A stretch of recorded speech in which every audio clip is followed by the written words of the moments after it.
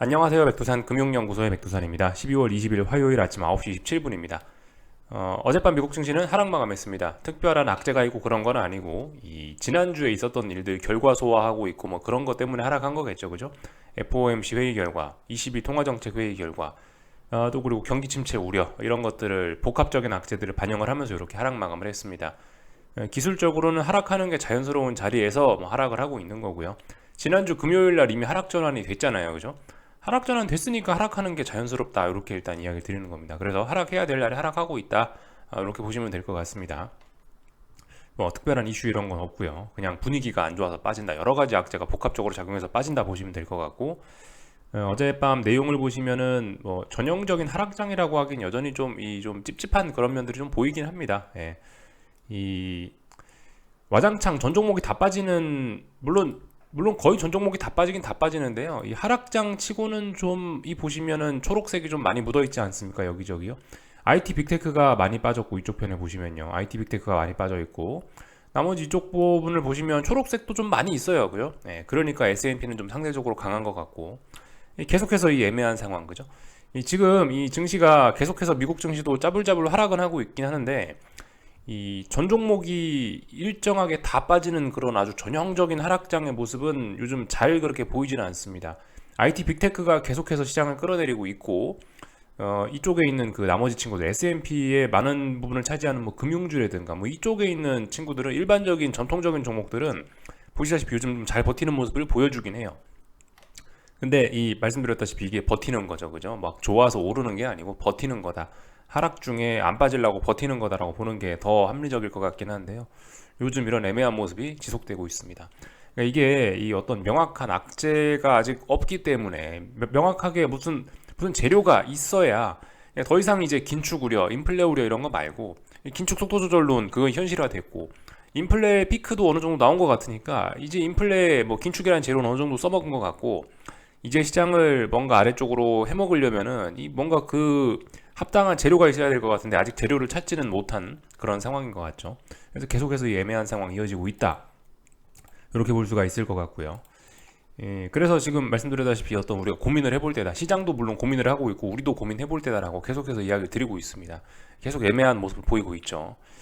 그러니까 앞으로는 시장의 관점이 어떻게 바뀔 것인가, 뭐 굿 이스 굿, 굿 이스 배드, 뭐 뭘로 갈 것인가, 이런 부분에 대한 고민, 경기 침체가 진짜 올까, 뭐 이런 거에 대한 고민, 증시가 아예 추세 전환을 할 수 있을까, 상승 추세 전환할 수 있을까, 아니면 하락 추세 계속 유지할까, 이런 부분에 대한 고민 계속 해야 된다라 말씀드렸죠. 시장도 지금 고민을 하고 있는 가운데 이렇게 버티는 종목들도 있고 계속 빠지는 종목들도 있고 이런 겁니다. 이렇게 보실 수가 있겠고요. 어젯밤 뉴스 특별하게 나온 건 없다고 말씀을 드렸지만, 그래도 좀 몇 가지 좀 같이 보고 싶은 게 있었는데, 알아는 놓으면 좋을 것 같습니다. 이런 것들요. 일본 중앙은행이 10년 만에 돈 풀기를 끝낼 가능성이 있다라고 합니다. 아직은 뭐 확정된 건 아닌데, 통화정책 전환 기대입니다. 기대감이 퍼지고 있다. 내년 구로다 퇴임 후 변화 가능성 어쩌고 저쩌고 하고 있습니다. 근데 이제 이거는 사실 일본은 달러 인덱스에 물론 영향을 미치죠. 일본의 통화 정책도. 근데 그다지 큰 영향은 없다, 이렇게 생각하시면 될 것 같습니다. 달러 인덱스라는 게 아시다시피, 달러 인덱스의 설명력의 50%는 유로존이 제공을 하죠. 유로화가 제공을 하는 거죠. 유로화가 가장 중요합니다. 이 엔화는 한 10% 정도의 비중을 차지하고 있으니까 별로 영향 없다 생각하시면 되겠고요. 뭐 특별하게 할 말은 없다. 이 정도 알아놓으면 좋을 것 같아요. 이 정도 보시면 될 것 같고, 이 아이도 올해 내내 안 좋은 악재들이 막 겹치고 안 좋은 일들만 있었죠. 악재가 그렇게 나오면서 긴축이다 그러면서 인플레다 그러면서 사실 1년 내내, 이제 지나고 보면 1년 내내 하락을 했는데, 사실 이제 지금 이렇게 하락을 한 게 왜 하락한 건지 우리가 좀 생각해 볼 필요는 있긴 있어요. 뭐 물론 이제 악재가 있으니까 하락을 하는데, 왜 이렇게 악재들이 나올 수밖에 없었냐. 지금 보시면 여기 있는 기사들이 오늘 정말 잘 보여주는 것 같은데, 오늘 이제 경제, 증시, 부동산 섹션에 있는 뉴스 타이틀들을 모아봤는데, 뭐 어쩌고 저쩌고, 뭐 여기 뭐 매도 폭탄 쏟아지나 대주주 요건, 요거는 이제 증시 관련된 이야기인 거고, 뭐 카드 리볼빙 이런 거는 이제 카드 돌려막기 뭐 이런 안 좋은 뉴스인 거고요. 어, 뭐 미분양 청정 지역 실종? 나 그래도 이런 건 좀 다행인 것 같네요. 5년 만에 경매 나온 음마 아파트. 영끌 물건이 나왔다. 이런 이야기. 올해 아파트 매매 역대 최저, 역대 최저, 전년보다 거래액 100조 줄어. 심기 불편한 집주인들, 고금리의 집값 하락, 뭐 빚 부값 파서 경매 넘어간 집 늘었다. 역대 매매 빙하기. 뭐 이런 이야기들 지금 많이 나오고 있지 않습니까? 그죠? 지금 분위기 굉장히 안 좋죠. 그러니까 이렇게 분위기가 안 좋아진 거에는 그 어제 이야기가 좀 굉장히 많이 돌아왔는데, 이렇게 분위기가 안 좋아진 거에는 지난번에 너무 많이 해먹어서 그렇다. 지난번에 너무 분위기가 좋아서 그렇다. 이게 그러니까 이 세상이 결과적으로 약간 돌고 도는 겁니다. 돌고 도는 거예요. 계속해서. 계속 좋을 수만은 없고 계속 안 좋을 수만은 없죠. 그죠? 이 2020년 유동성 파티할 때 2020년, 21년 초반까지 해가지고 이때 어마어마하게 이제 세상이 좋았습니다. 이때 나온 뉴스들 생각해 보시면 영끌이 어쩌고 저쩌고, 포모가 어쩌고 저쩌고 이러면서 집 안 사면은 거지가 될 것 같고, 주식 안 사면 거지가 될 것 같은 그런 느낌을 주던 때가 있었단 말이에요. 이때 당시 제가 기억나는 거는 뭐 비트코인 광풍 뭐 이런 것도 있지만, 증권사들에서 이제 하도 대출을 많이 해요. 신용 대출 하도 많이 해줘갖고 더 이상 이제 대출 한도를 넘어서갖고 이제 더 이상 이제 돈이 없어서 증권사들이 신용대출을 못 해주는 뭐 그런 일들도 뭐 있었고요. 하여튼 어마어마하게 뜨거웠습니다. 이제 길 가다가 주식 이야기가 막 자연스럽게 들리고 이런 때가 이때였는데, 이때 이렇게 분위기가 뜨거웠기 때문에 지금 이렇게 1년 내내 안 좋은 거예요. 1년 내내. 근데 이제 앞으로도 제 생각에 조금은 더 안 좋아야 될 것 같습니다. 이때 시장 분위기 좋았던 게 제 생각엔 거의 역대급이었던 것 같아요. 제가 주식한 이래로 2011년쯤에는 정말 분위기 좋았었는데, 2011년 때 뭐 차화정인이 어쩌고 저쩌고 하면서 펀드 붐이 일어가지고 뭐 브릭스에 투자해야 된다 이러면서, 그때 이후로 2020년, 21년이 가장 분위기 뜨겁지 않았나 싶어요. 이때 이렇게 분위기 뜨거웠으니까 지금까지 이렇게 계속해서 1년째 분위기가 안 좋다 이런 거 생각해 보셔야 되겠고, 지금 사실 이제 이렇게 분위기가 안 좋고 시장이 침체되어 있는 것은 근데 이제 또 한편으로 뒤집어서 생각해 보면 영원히 안 좋을 수는 없는 거고, 지금 이렇게 분위기가 안 좋은 것은 결과적으로 또 다른 상승장, 또 다른 과열을 만들어내기 위한 지금 이제 밑바탕 씨앗이 또 지금 만들어지고 있는 거죠. 그죠? 이렇게 보셔야 될 겁니다. 지금 분위기가 안 좋다라고 해서 내년에도 안 좋고 내후년에도 안 좋고 그건 아닙니다. 그죠? 지금 안 좋아지는 거 조금 더 안 좋아질 수 있긴 한데, 지금 안 좋은 것들이 결과적으로 시장이 좋아지는 씨앗을 뿌리는 과정이다. 이렇게 볼 수가 있을 겁니다. 그래서 지금 안 좋다라고 해서 내년에도 안 좋을 것이다, 이런 기대는 안 하시는 게 좋을 것 같고, 하여튼 눈에 있는 그대로 보자. 시장은 지금 하여튼 하락을 하고 있고, 왜 하락하고 있냐? 작년에 니그들이 너무 많이 해먹었지 않았냐? 작년에 니네 투자자들이 너무 많이 욕심을 내니까 지금 이제 돌려받는다. 세상에 공짜는 없다. 이렇게 생각을 하시면 좀 좋을 것 같아요. 그래서 뭐 전반적인 이야기들, 좀 심리적인 이야기들 좀 풀어봤고, 어젯밤 미국 증시 하락했죠, 그죠? 그래서 일단 그 내용을 좀 살펴봐야 될 것 같은데, 3,900이란 자리 S&P가 붕괴시켰습니다, 그죠? 이 금요일 날 붕괴시켰어요. 근데 어젯밤에 다시 한번 재차 확인을 했습니다. 3,900 터치하고 재차 밀린 거죠, 그죠? 어젯밤 모습을 보시면요. 그러니까 뭐예요? 이 3,900이란 자리를 완벽하게 붕괴를 시킨 거고, 다시 한번 3,900에 대한 저항을 또다시 테스트를 해서 빠진 거기 때문에 3,900 하락 굳히기 들어갔다, 이렇게 보시면 될 것 같고, 3,900은 이제 완전히 붕괴시켰으니까 목표치는, 하락 목표치는 3,725, 3,720 여기까지 일단 열렸다라고 생각하시면 될 것 같습니다. 아래쪽으로 가야 될 때 아래쪽으로 가고 있고, 방향전환 됐다, 그죠?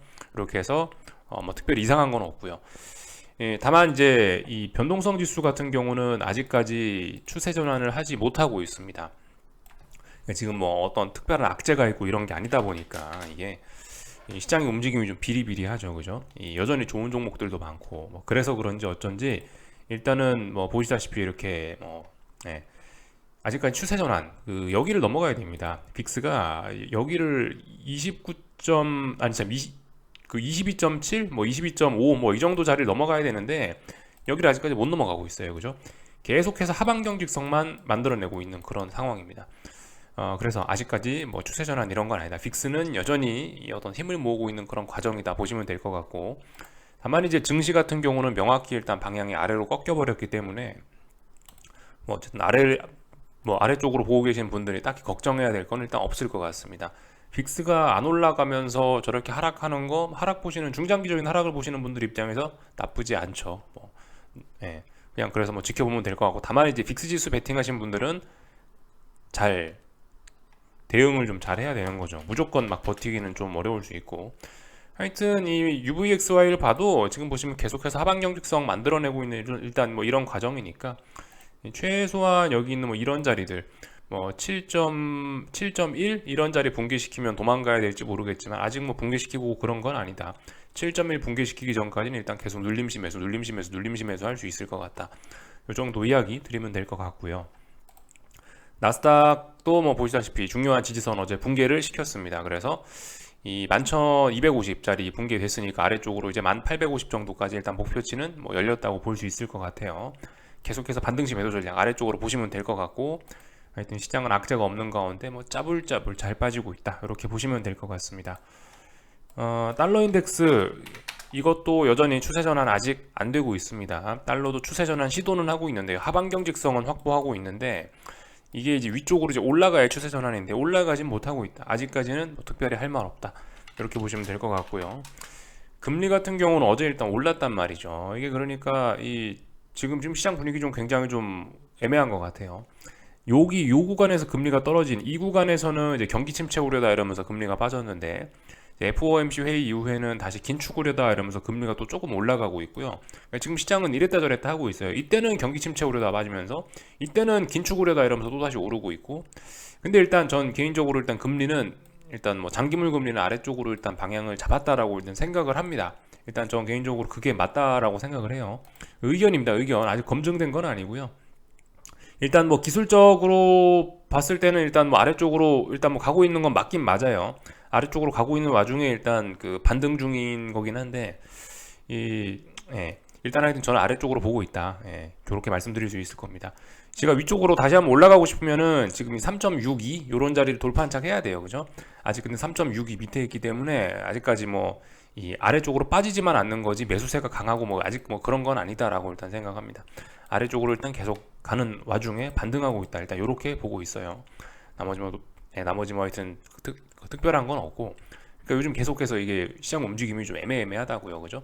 뭐 그럭저럭 버틸라 그러는 S&P, 빠지는 나스닥, 금리도 이랬다 저랬다 하고 있고요. 그죠? 달러도 추세를 아직 명확하게 뭐 안 보이고 있고 그런 상황이니까 여러분들은 그냥 뭐 추세만 잘 따라가시면서 머릿속에 생각만 해보자고요. 어떻게 될까 앞으로, 이런 생각 정도는 하시면 될 것 같고요.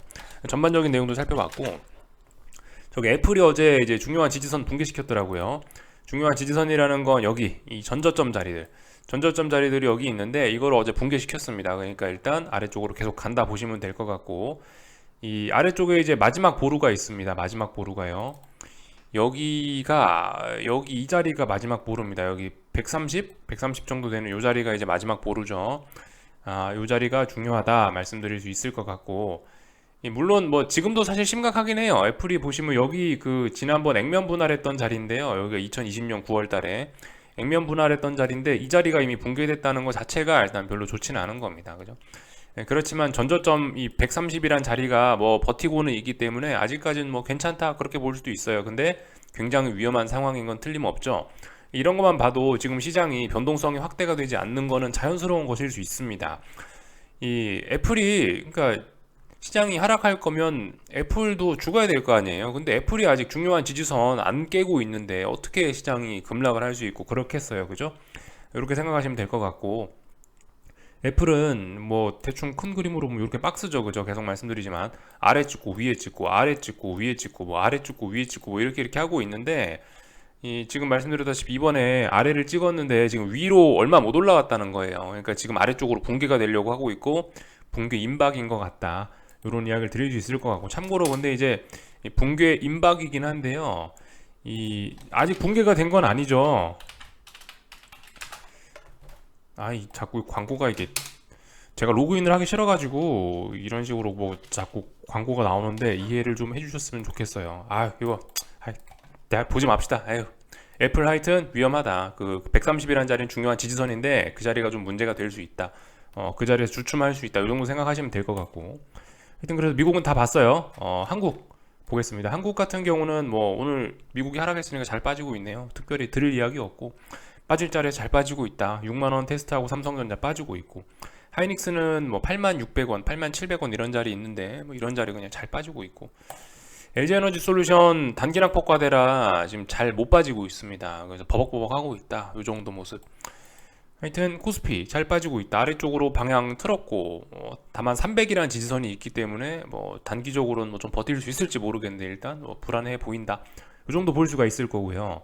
이 지금 계속해서 이제 제가 봤을 때 코스피에서 잘 보셔야 되는 건 그거예요. 이제 앞으로 이제 연속적인 추세적인 급락 폭락을 할 수 있느냐 여부가 이제 중요합니다. 어차피 한국은 이 코스피는 방향성이 이미 아래로 오래전부터 갔기 때문에 이제 언제 변동성이 확대되느냐가 사실 관건일 수가 있는데, 그래서 계속 말씀드리는 게 이제 풋옵션이 살아나느냐 마느냐 그거 이야기 드리고 있죠. 풋옵션들이 지금 이런 모습이라는 거죠. 그래서 지금 보시면 전고점 자리가 여기 있단 말이에요. 그 전고점이 박스권 상단 자리 오늘 매물 소화하고 있습니다. 오늘 이렇게 마감이 된다면은 이제 충분히 내일부터 사실 급락도 가능한 그런 그림이긴 합니다. 오늘 이렇게 마감이 된다면, 오늘 이렇게 마감하면 어떤 그림이에요? 박스권 상단 자리를 한 번, 두 번, 세 번에 걸쳐서 하나, 둘, 셋, 3일에 걸쳐서 이 박스권 상단 매물을 소화한 그림이기 때문에 이제 당장 내일부터는 미국에서 허락만 해주시면, 미국에서 도장만 찍어주면 급락할 수 있죠. 급락하면서 풋옵션이 막 대세 상승할 수 있는, 풋옵션이 막 급등할 수 있는 준비가 다 되는 겁니다. 오늘 이렇게 마감한다면은 이렇게 볼 수가 있겠어요. 네. 그래서 이런 부분 잘 보시면 될 것 같습니다. 박스권 상단에 저항을 소화하고 있는 풋옵션 어떻게 되는지 잘 보시면 될 것 같고요. 변동성 지수들 같은 경우는 사실 위쪽에 좀 저항이 좀 남아있는데 풋옵션들이 이미 제 생각엔 저항이 얼추 다 소화가 돼서 풋옵션들만 이번에 오늘 잘 매물 소화하면은 뭐 변동성 지수는 따라서 이렇게 잘 올라갈 수 있을 것이라 개인적으로 그렇게 생각을 합니다. 변동성 지수 모습을 보면 아직 뭐 깔끔하게 정리가 된 건 아닌데요. 근데 뭐 지금 상황에서 급등해도 이상하지는 않습니다. 풋옵션이 정리가 돼 있으니까 개인적으로 이렇게 보고 있고, 그래서 오늘 뭐 그저 말씀드렸다시피 이거 저 풋옵션 잘 보자 이런 이야기 드리고 있고요. 원달러 환율 같은 것도 그 방향 전환 가능성, 그죠? 이런 것들 잘 보시면 될 것 같습니다. 뭐 지금 제가 특별히 할 말이 없어요. 오늘 같은 상황. 뭐 다중바닥형 가능성 있고, 말씀드렸다시피 계속 어떤 뭐 삼각 수렴형 혹은 뭐 하락 쇠기형 이런 모습이죠. 예. 추세 전환 시도 중 이 정도로 보시면 될 것 같습니다. 원달러 코스닥 시장 같은 경우는 이제 오늘 뭐 1000자리 테스트하고 있네요. 1000자리, 그죠? 예, 1000이라는 자리 테스트하고 있다. 근데 1015를 붕괴시킨 이후부터는 그냥 계속 아래로 가는 겁니다. 특별한 거 뭐 없어요. 그죠? 그래서 일단 뭐 요까지 하겠습니다. 궁금한 거는 리플 남겨주시고요. 네, 수익은 계속 누적시켜야 되는 거고, 그죠? 수익은 누적시켜야 되는 거고, 반등시 매도 전략이고, 뭐 요런 이야기들. 여기까지 하겠습니다. 저녁에 뵙도록 하겠습니다.